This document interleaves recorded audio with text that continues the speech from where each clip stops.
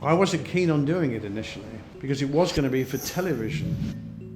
And I'd done 12 years of television and I just didn't think I wanted to do more television. And the script wasn't as good as it became at the first approach. But I had done several films with that director, so I was quite fond of him and his way of working. And then what happened, I was offered another bigger feature film and I didn't get that job. So then this meant I could then take this on. And because I knew John so well, and we got on very well, I knew it would be okay to do. And as we progressed into it, the script got better and better and better, and the whole ideas got better and better and better. And in the end, they finally decided to shoot it as a cinema film and not a television film. So we framed it both ways, actually, the television 166 and 185 the cinema. So we framed it both ways. But the rest is history. It turned out to be a very good cinema film. Working with Bob is great. I mean, Bob, it was one of the biggest things he'd done to that time. He always says, I never wanted to be an actor, that he drove a friend of his to an audition. And while he was sitting in the waiting room, somebody came out and said, you next. And he went in, he said, and suddenly they said, oh, you'll be right for the part. Not that part, but another part. And that's how he started acting. So he came into it without really any formal training, but he was an instinctive actor. He worked from the heart and he just became the characters. People often mention the ending shot of The Long Good Friday. It was sort of scripted, but not as you see it.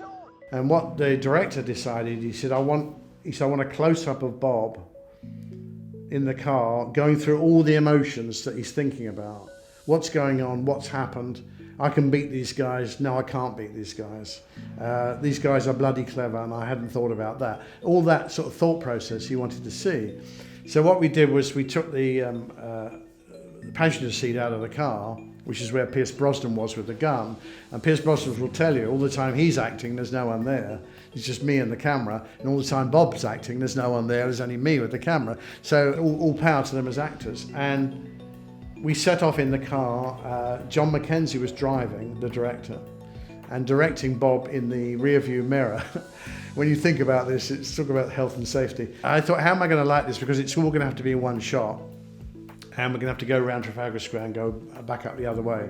And normally when you tow cars, you put a luggage rig on the top and all the rest of it. But we didn't have that sort of budget or time. And John said, look, we can do this ourselves. And so we put the camera in the passenger seat. John was driving it and directing him with the rear view mirror.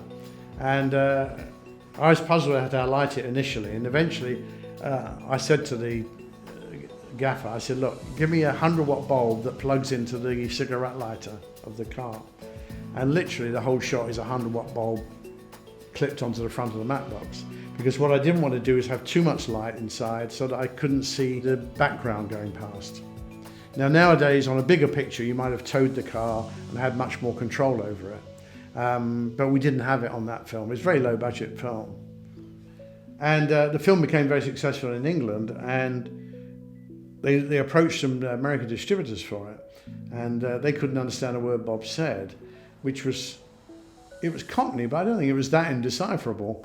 I'm not a politician. I'm a businessman with a sense of history.